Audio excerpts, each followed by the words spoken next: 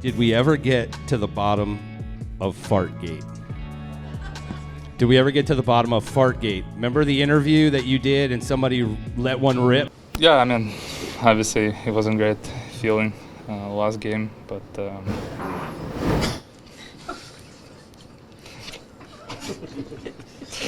Jay Retcher? Okay, yeah. Did we ever get to who was the culprit? I know who that was. Who was it? Yeah, I mean, do you have any guesses? I thought Jay Retcher, I thought you said it might have been Waddy. It's pretty impressive. I guess it was so loud that, all the mics pick it up. The stalls amplify the sound. Is that, they're hollow underneath, so.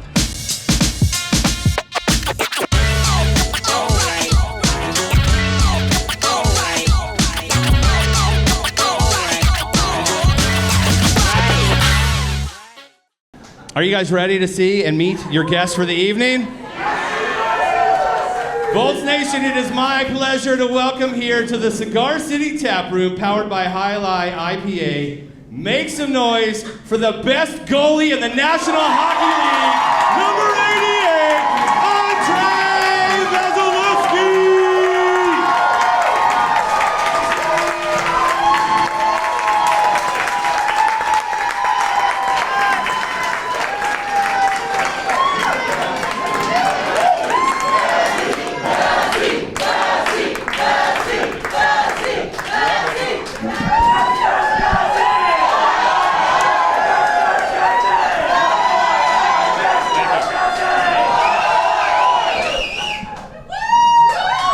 Let them hear it one more time, guys. One more time.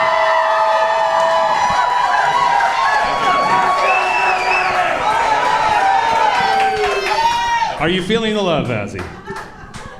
No, I usually don't see you this red unless it's the third period. no, I'm feeling really grateful, for all of you. Thank you for your support, and It's awesome to you've have you. been great always. So thanks so much for that. Well, like I told you guys, we told you we keep our word. We bring you the best of the best here from your Tampa Bay Lightning. So, Vazzy, let's just get right into it first. You guys have question cards on your table. And now that you know Vazzy is here, it's not every day we get to chit-chat with Vazzy. So if you guys have some questions, please feel free to get those on cards. Jay will get them collected, and we'll get to as many as we can. Obviously, we know Vazzy's time is valuable, so we'll ask as many as we can. Also, he'll sign some stuff at the end of the show that we will give away as you guys have raffle tickets on your desk or your table as well. So let's get right into it, Vazzy. The hot topic right now, Four Nations Cup. Have you been watching? What have been your thoughts so far in the tournament?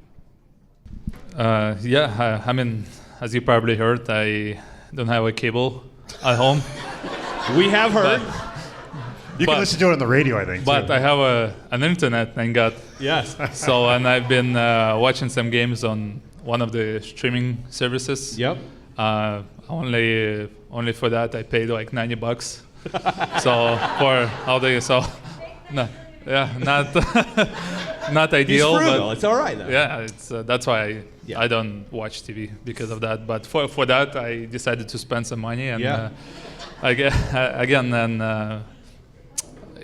so far really exciting tournament. Guys are working hard. Couple fights. Okay. So about the fights, I was thinking about you and. You're so locked in when you're playing, and I'm seeing all these fights, and I'm thinking to myself, I wonder if Vassy ever has the urge to go out there and fight a guy. Have you ever been in a goalie fight? I know in NHL you haven't, but maybe in juniors, or is there a guy in the league you're thinking maybe I could take that guy? Could you take Bennington or something like that? Well, I'm thinking about the win first, and then afterwards about that too. But no, to be honest, I never fought on the ice in my life. Even though I tried, I don't know if you remember. You were on the team, I believe. We played in Boston. It was 5-6 years back, pre-COVID. So it was like a big scrum, and Tuukka Rask was in net for Boston. So, and I do remember this now. Yeah. So he was swinging a blocker in the bullpen, and. All of a sudden, so I ran right to him, but unfortunately he didn't, didn't accept the call, so I. Well, I think the good news is you could take him for sure. You could take him. I mean, he was trying to, he was being pretty aggressive towards our guys, so I decided to kind of, evaluate. And again, it was such an emotional game, and a couple of fights happened already in that game, so I was pumped, ready to go, but unfortunately, that didn't happen. I got to tell you, I remember getting into a scrum, or actually it was a little bit of it was a fight. It was right behind the net. And it started, and all I remember hearing, it was like the fight's getting going, you're getting like the adrenaline's going, and I can hear you go, "You can do it." And I think I just like cracked a little smile as I was kind of getting ready to go. I was like, "Oh my God, total Vasi move." But again, it's a big part of our sport, right. Obviously the fights, and when I see guys are fighting in the ice, so I feel so excited too, and I want to join the fight too sometimes. But I know, my position is a little different. I have to finish this job first. So I mean, do you feel like those situations where guys run into you, does that piss you off more? Like, are you more prone to want to fight somebody when somebody's runs into you, or you see the players coming into you, being pushed into you? Yeah, I mean, it's just a part of the game, and I guess I've been in the league for 10 years already, so I have a just little respect now around the league. So guys don't really trying to run me over that often. Yeah. But sometimes they do, and I mean, I'm trying to step in, but our guys they doing all the dirty job, I guess, for me. So. I don't think they know that. Well, maybe they do know, but you're definitely the strongest goalie I've ever played with, as far as strength-wise. I don't know. It's give us an example why you say that. Well, so this guy right here, he would play a whole game, and he's absolutely sweating buckets, and 40 shots plus, and then you see him in the weight room afterwards, and you're on a Bosu ball, you got weights above your head, holding them like in a gymnastic type of thing, and then doing pistol squats on one leg down and touching your butt, and I'm like, that's insane. Like what kind of circus did you come from? It's a goalie circus. Goalie circus. There's a bunch of those in Russia. That's a special kind of circus. So. All right, so let me ask, because the first time I saw you, there's goalies around the NHL. They can do the splits. You're 6'4". You are super strong, and you are insanely flexible. I'm sure right now, if I asked you to bring your leg right here, you could easily. Is that natural? Or is that something that you started developing super young? It's because we're going to get into a little bit about your relationship with your dad growing up, because he was a goalie and learning how to do that stuff. But on the flexibility side, is that something that you work on every day, or you've always had it, or where'd that come from? Yeah, I really started to work on my flexibility when I was probably 14, 15 years old. And but I'm still thinking it's both. It's genetics and hard work. But I mean, you saw my dad, right? He doesn't look like the most flexible guy. He's like a bear. He looks like a bear, right? at least right now. So, and again, I'm pretty sure it's a big part of it is genetics and hard work too. So I've been doing that pretty much every day for the last 15 years now. So that helps too. A little bit. Yeah. So, I mean, obviously... I love your dad, by the way. Yeah, your dad. He's the best. We saw him, your 300th game, and we saw the video messages on the board.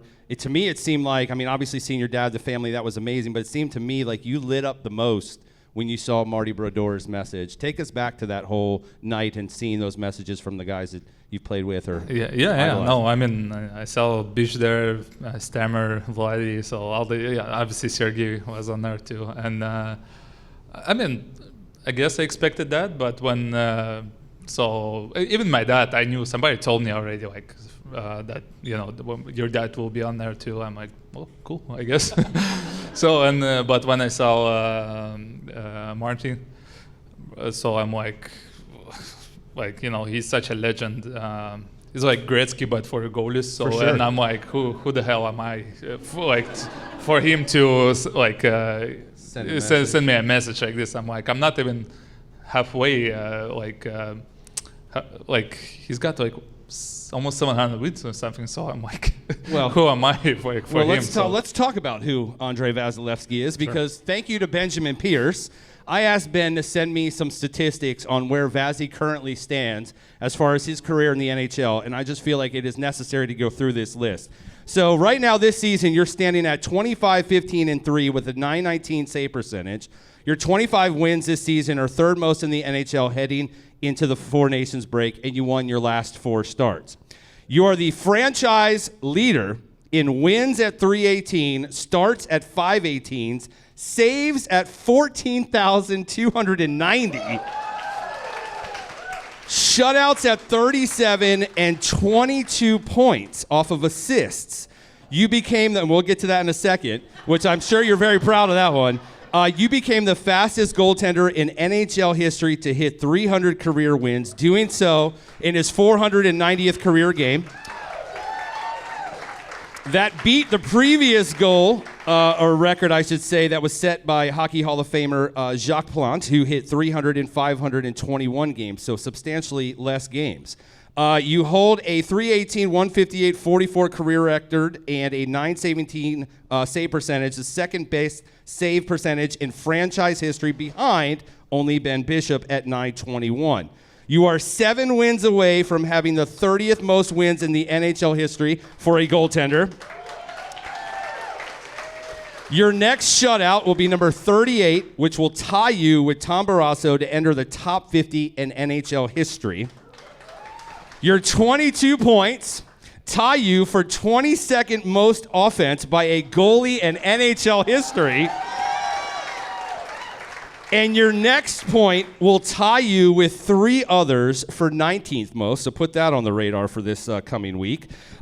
Since entering the 2014-15 season, your wins are second most in the NHL, only trailing Bobrovsky. Your 37 shutouts tie you with Bobrovsky for third most since 2014-15, which would be Marc-Andre Fleury and Connor Hellebuyck. Your 44-win season in 17-18 marks the second most wins in a season by any NHL goalie since 24-15, only beaten by Braydon Holtby, who had 48. Your 44-win season ties you for 8th most wins in a season all time. And here's the kicker.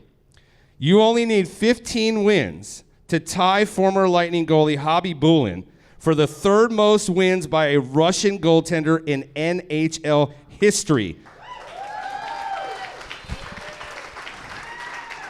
So when you hear all of that, obviously his head's getting a little big now.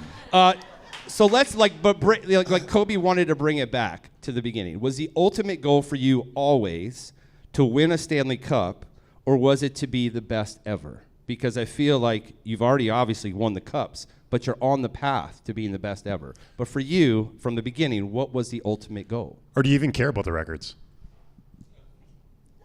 Yeah, I feel, probably the Cups, because when you win the Cup, you can share it with, with the fans, with your family, with the whole city, and but just the records is, for the most part, is for yourself. So it's like, I'll pick the Cup for sure over the records. So the championships mean more. I mean, that shows he's a team guy.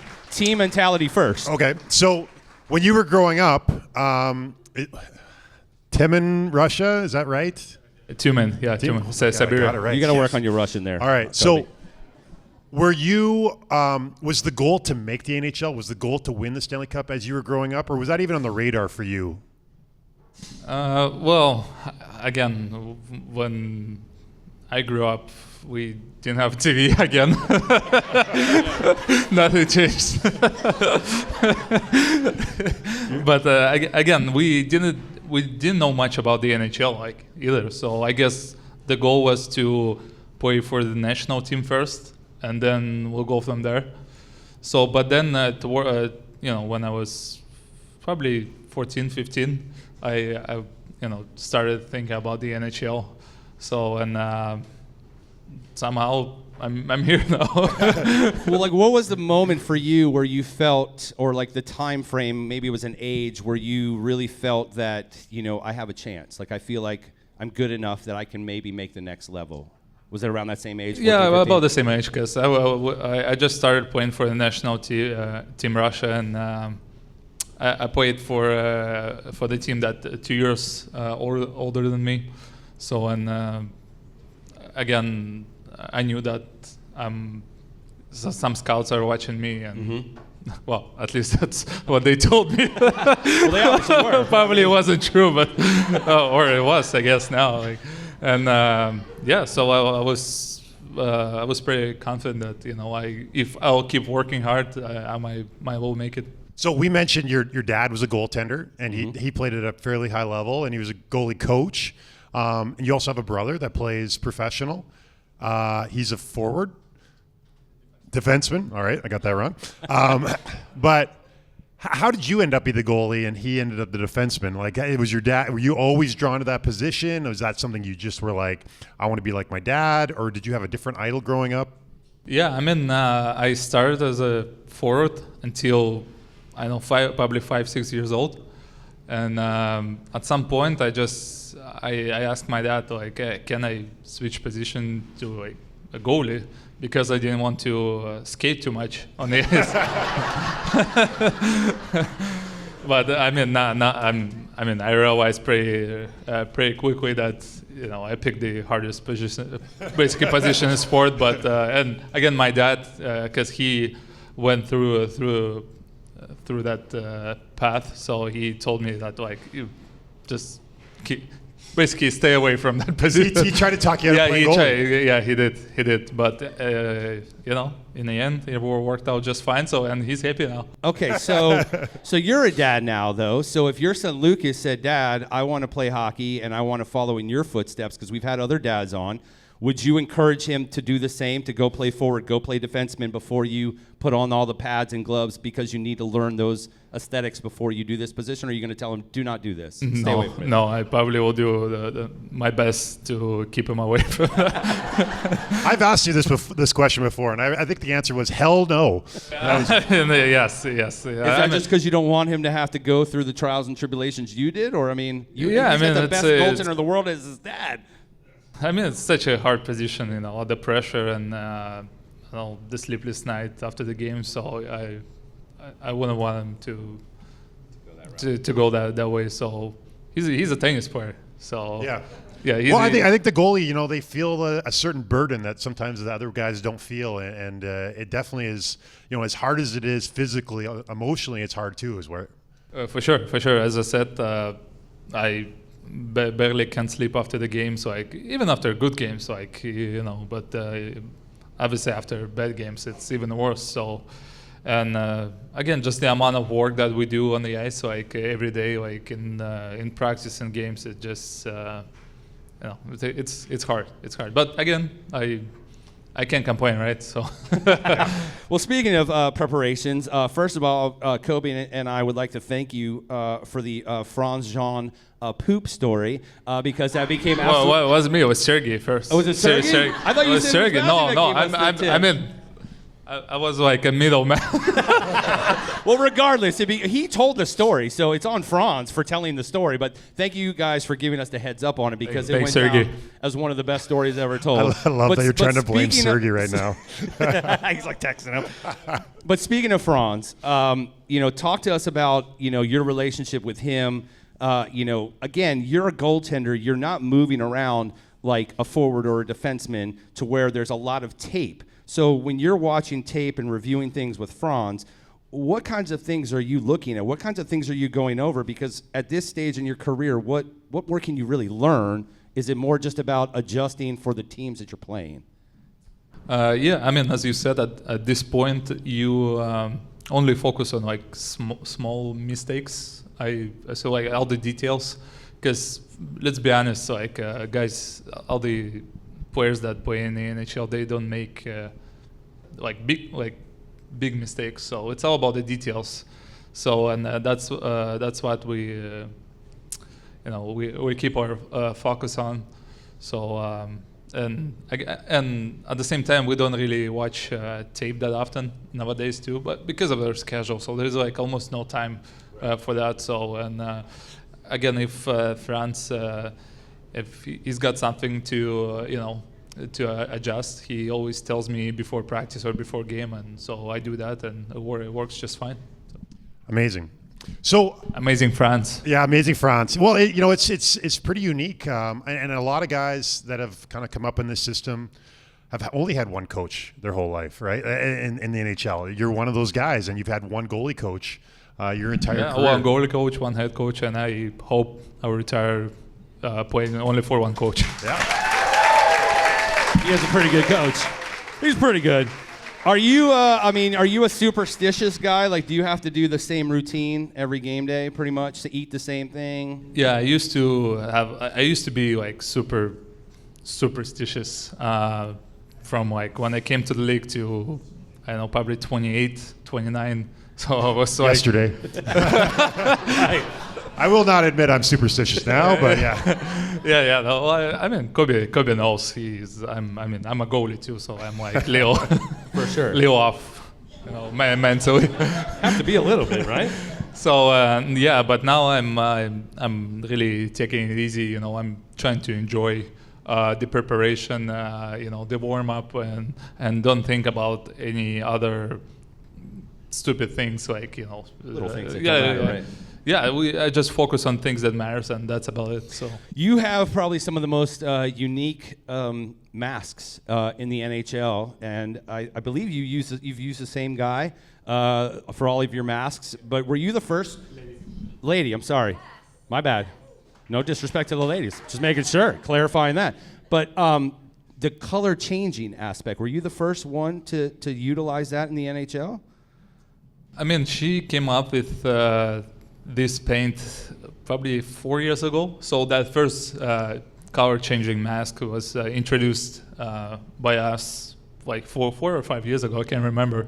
But to be honest, people when they sell this season mask that changes color, everybody like, wow, it's never thought. I'm like, I played with the same mask like 5 years ago. I paid it. But to be honest, even France, he was like, whoa, I've never seen that before. I'm like, I used like this was literally same color changing mask like 4 or 5 years ago. Right. He's like, wow, no, I do know that. People just don't really pay attention. Yeah. Your wife and son's name on your helmet too, on the back? Yes, on the back plate. It's pretty awesome, man, to know that your family's with you at all times. It's pretty Obvious. awesome. No, Thank you. not yet. Thank you. I'm on the inside, the spot where all the spit is, that's where I am, right there. Right here, on the inside, right here.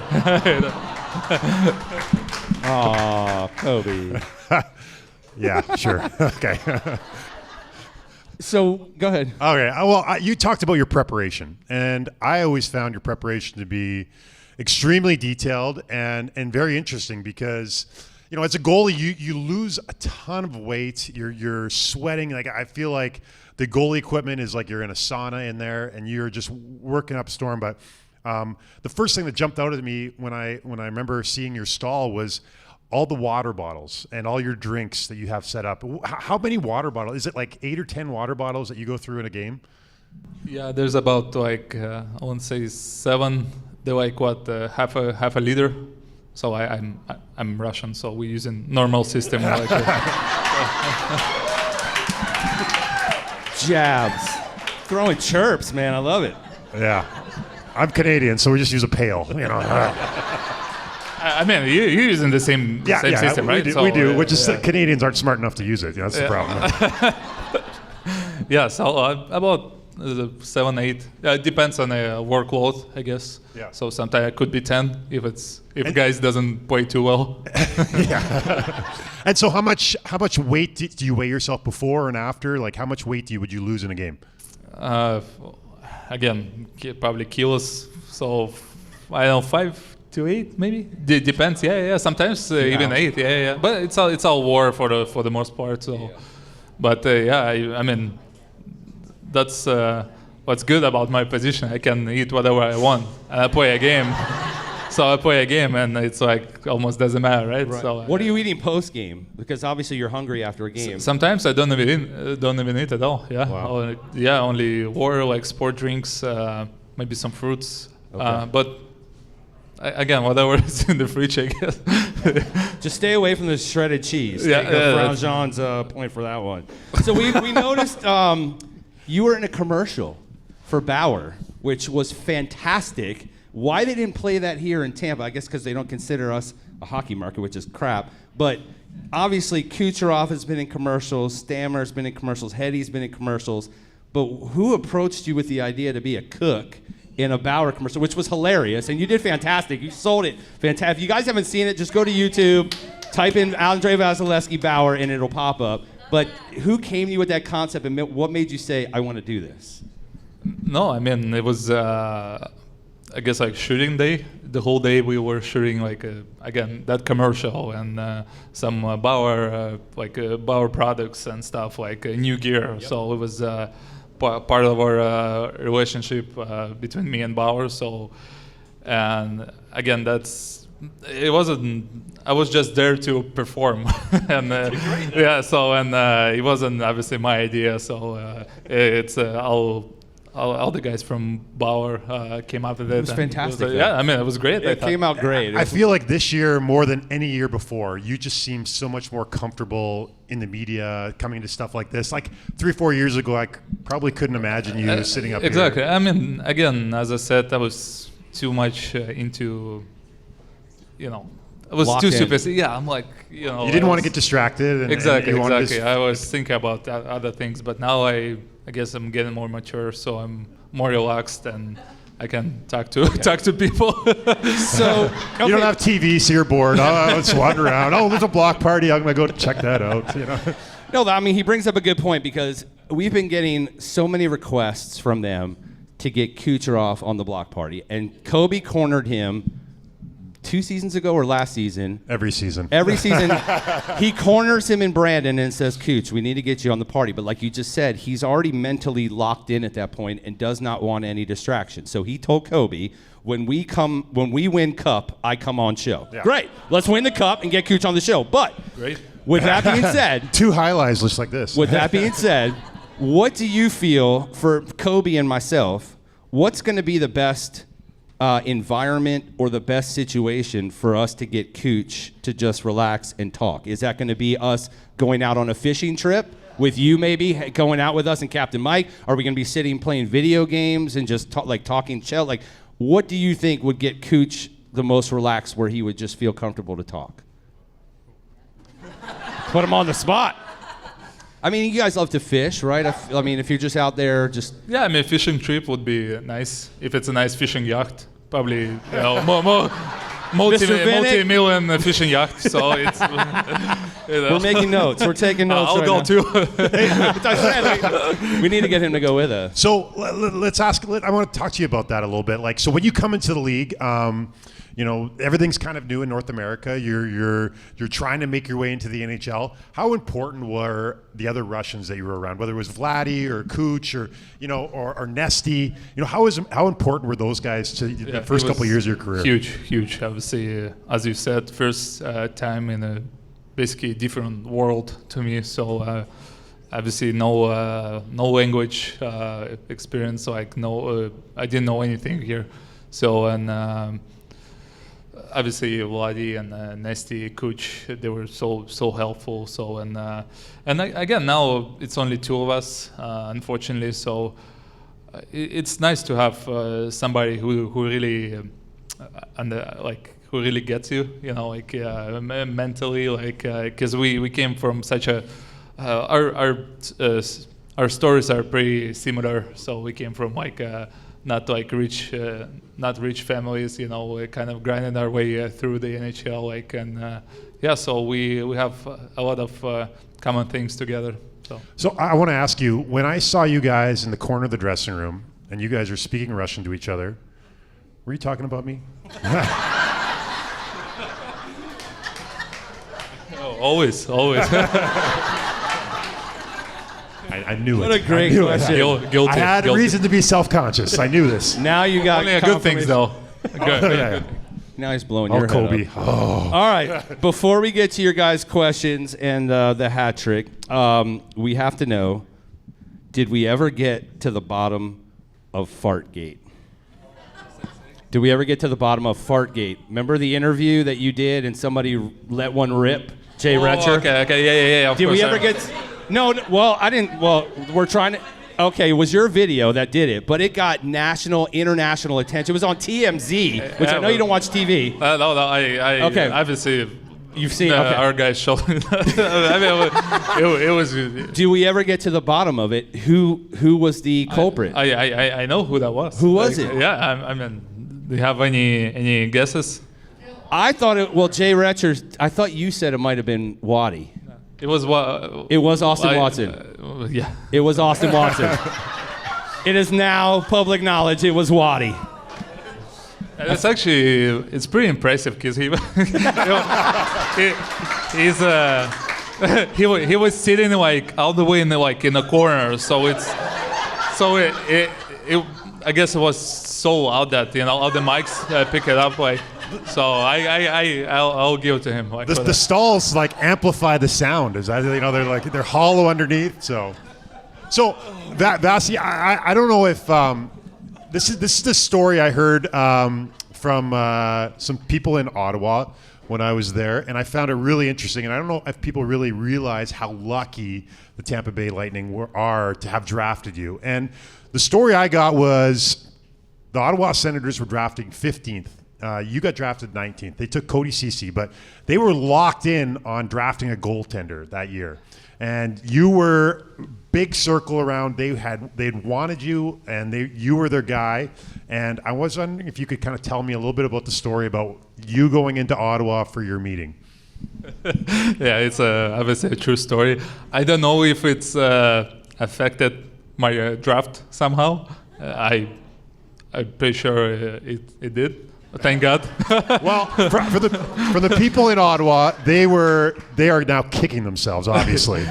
Yeah. So the story was I used to train in Ottawa because my agent, like my agent assistant lives there. So when again I used to go there for like month and a half. Skate, workout, all this goalie circus thing, and stretch, yeah. And again, obviously, draft year, as you said, it was big hype around me, I guess. So, and again, my agent, Sasha, my assistant of my agent. So Sasha told me, Ottawa. They want to see you at the arena, so grab your gear and go there literally tomorrow. I'm like, sure, sounds great. So and again it was I believe it was like a weekend or something, like Friday, and they wanted to see me on Saturday the next day. So my brother was there too, so we trained together, and so we went to how you call it, aqua park, or whatever. Water park, and I have a really sensitive skin, so you probably know where it's going now. Oh no sunscreen. And no, there was some sunscreen, but I guess not enough. So again super white skin, got burned like this, and so went there, probably spent, I won't say 7-8 hours out in the sun. It was bad. So, and obviously, literally an hour later, I was in a cold tub, just try to survive. So I went there still the next day, but I didn't skate. So, and they probably thought we wouldn't need such a how to say irresponsible goalie child. so because, and obviously I felt bad too. I'm like, because the NHL team invited me to skate, and they wanted to to see me, and and I knew that they were 15, as you said, 15 pick, and I'm like, damn, that will affect my career in a good way. Yeah. It really, really is amazing. Because I honestly believe things happen for a reason. They do. And I think you and water parks and sunburns, I think that happened for a reason. And then to end up in Florida, I think it's the ultimate full circle. All the stars align, baby. All right. It is. I mean, again, I love Ottawa. Again, I've been training there from when I was 16 to probably 22 years old. So great city, great people, but Wasn't meant to again, be. Tampa. I'm just so happy to be here and not another one. We're happy to have him. All right. So before we get into the hat trick, Jay Retcher's got some questions for us. If I call your name, please raise your hand so Jay can come over to you with the microphone. Janet from Windermere, Florida. Janet, where are you at? Jay, head on over for her question. What's your question for Vazzy, Janet? Hi, my question is, around here they say that there's a goal bump when you're on the block party. Oh, yeah. So what's your percentage of likelihood of scoring in the next game? Okay, so I'll school you on this. So the guests that we've had on the Bolts block party, we went on a stretch last season where I think it was like almost like 12 in a row when guys would come on the show and then the next game they played, they'd score a goal. And it was like, what is going on? Like, it's become like, it was Mikey Asimon. It was like, what? It was like these guys that normally wouldn't score were scoring a goal. So your question is, what are the chances of Vazzy scoring on Sunday versus Seattle? I mean, I'm trying. You probably saw that. I like. It's never not zero. Yeah, I mean, There's always a chance. I mean, I have a couple points in my 22, career. you got 22 assists. They pay me for that, so for my assists. But He wants that 23rd. But to be honest, I really want to, so I'm trying. But it just sometimes so far it doesn't go in. So. But it is on your mind though, like Yeah. Oh yeah. I mean. You want to score. The first thing on my mind is keep the puck out of the net. Of course. And then we'll think about the other stuff. Of course. All right. Tina, where are you at, Tina? Up front. I got Tina up front is what it says. Up front, second row, sort of next to the video camera. There she is. She made it very descriptive. Tina, what is your question for Vazzy? Vazzy, since coming here and playing for the Lightning, what's been your the most personal challenge you've had to overcome? That's a good question. I know probably, again, we were talking about that a few minutes ago, about the overall environment, I guess. Because adjustment, like I guess learn the new language, that was probably the hardest. Just to get used to, you guys do things here differently, obviously. So different food, different mentality, pounds, inches. Right. The metric system, right. Yeah. So, and that was probably the biggest challenge. I mean, I guess off the ice. Or you mean on the ice too? Oh. Yeah, just personal life, yeah. I was going to say trying to find a barber to tame that mane, you know. Try to find a barber? To tame that thing right there. Yeah, it's... We love the hair, though. Don't ever lose it. All right, Debbie and Joyce right here. You guys have a great question as well. Jay with the mic. Ladies. Hello. As a Russian, do you believe that the Stanley Cup or the an Olympic gold medal would be more momentous? Again, another good question. As I said before, that when I was growing up, I thought, about playing for a national team, because I didn't know much about the NHL at all. So, but now, I think my real goal was to win the Stanley Cup. Mm-hmm. So, and thank God that happened. So, yeah. But don't get me wrong. Olympic gold, it's another such a great thing to do, I guess. So, in our world, it's a little bit hard to play at the Olympic Games if you're Russian. So, but I hope it will change at some point. But let's hope. Yeah, let's hope.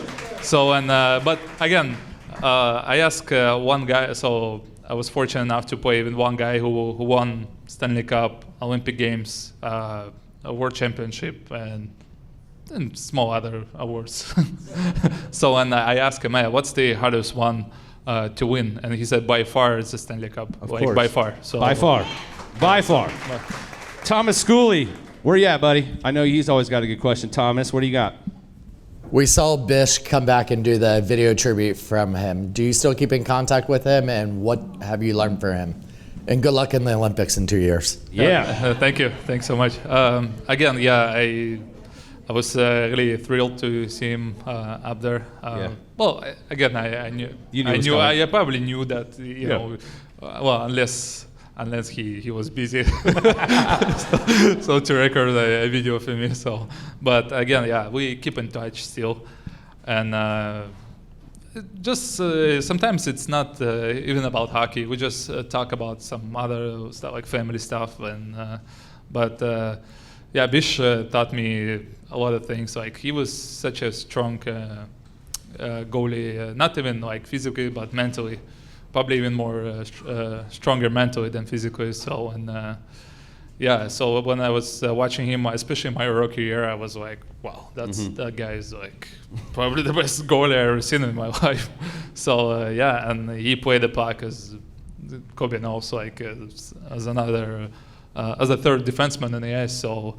And I probably will never be able to match that. I don't know. I think you've done a pretty good job as that third defenseman on the ice for our team. I think when it comes to your puck movement and all that, you're by far one of the top. Again, they pay me for my saves, not for... Well, if there's one thing I know about Vasi is if there's a weakness in his game, he just attacks it and improves on it and masters it. That's one of his superpowers for sure. All right, Chris, back middle. Chris from Tampa has a question. Chris, and then we'll get to our hat trick. What's your question, Chris? Hey, Vasi, big fan, obviously. I started off saying what's your best save, but what's your favorite save ever? I'm thinking it's the one behind the back, but prove me wrong. Easy guess. Yeah, again, it's not even because I made it, but if I saw somebody making such a save, I would have said, wow, that was probably the greatest save I ever seen, because it's hard. It's like, it's not hard to do that, but it's hard to catch that thing. Like you have to be so. You have to be so lucky, like to because obviously the point. It was like in a span of 2-3 days maybe. So somehow, and the second time it was more of a block instead of a save. So, but it's probably I don't even know what.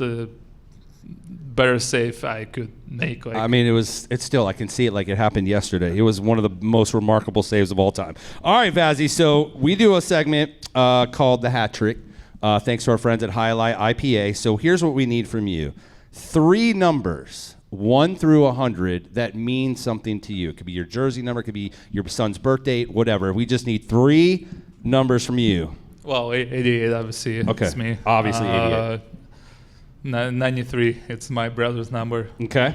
And I'll do 30, my dad's number. 30. All right, here we go.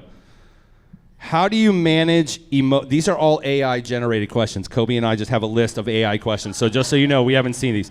How do you manage your emotions after a tough loss? I'm better now.